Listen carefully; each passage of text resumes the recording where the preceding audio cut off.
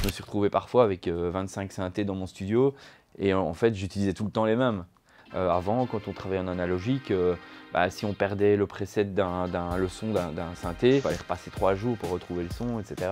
Après, je suis pas quelqu'un de très technique, moi. Je suis plus dans on va dire, dans l'approche philosophique de la musique que dans la technique.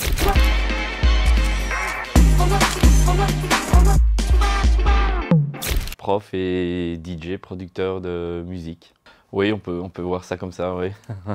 Donc j'enseigne en secondaire la philo et la citoyenneté à des enfants qui ont un retard mental. Et je suis producteur de musique électronique depuis, j'ose plus compter, mais je crois que j'ai fait mon premier maxi en 1993, donc fais le compte.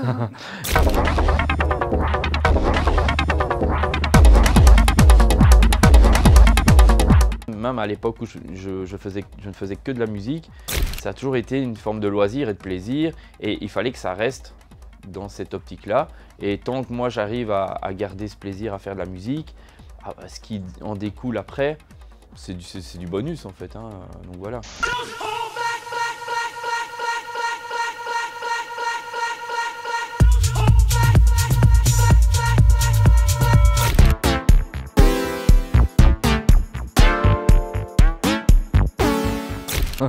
Je savais que ça allait intriguer.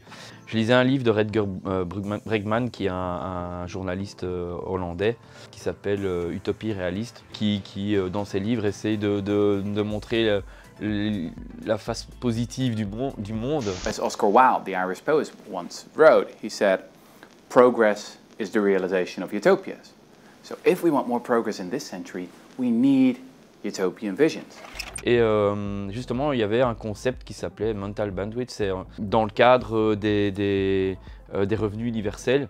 Et il y a eu des expériences sociologiques sur le principe où on voit que quand on donne de l'argent à des gens qui n'en ont pas, ils n'en font pas n'importe quoi, ils sont intelligents, ils l'utilisent bien. Quand on les soulage de leurs problèmes du quotidien, ils retrouvent une bande passante mentale qui est bonne, et là, ils sont posés pour faire les bons choix, etc. Et en même temps, ça avait un rapport avec un autre niveau, mais un rapport avec moi, parce que je me lance dans beaucoup de projets, et c'est vrai que quand on veut faire de la musique, il faut être au niveau de la bande passante mentale, il faut en avoir, quoi. Faut être à l'aise, etc. Je dois jongler un petit peu avec ça, essayer d'être à chaque fois à 100% le plus possible dans le projet dans lequel je me lance, que ce soit dans le cadre de la pédagogie ou dans le cadre de la musique, quoi. Donc les deux se rejoignent à un moment donné.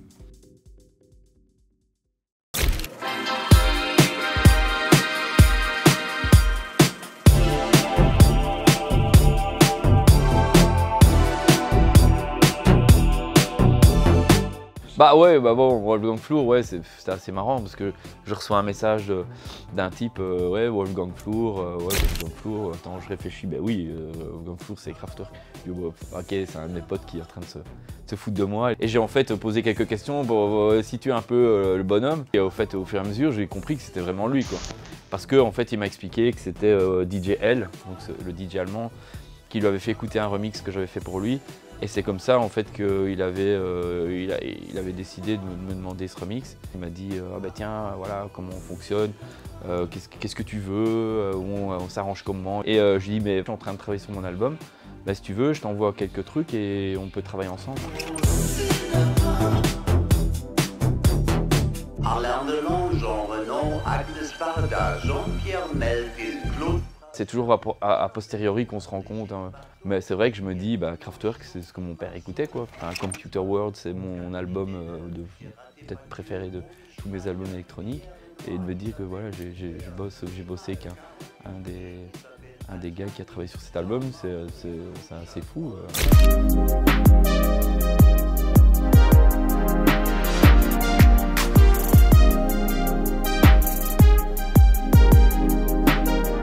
Moi, je suis pas dans l'optique d'une entreprise où il faut qu'il y ait autant d'écoute. Moi, ce qui m'importe, c'est quand l'album sort, que l'album représente ce que j'avais envie d'exprimer. Et plus il y a de gens qui écoutent et qui aiment ça, tant mieux. On est déjà dans un cadre plus underground. Je suis pas quelqu'un qui est intense au niveau au niveau des sorties. Je fais la musique à mon rythme, je fais la musique que j'aime, je fais pas de compromis, je m'adapte pas à la mode non plus. Moi, ce qui m'importe, c'est de faire de la musique et de la faire comme j'ai envie, comme je le sens. Écoute, merci beaucoup. Avec plaisir.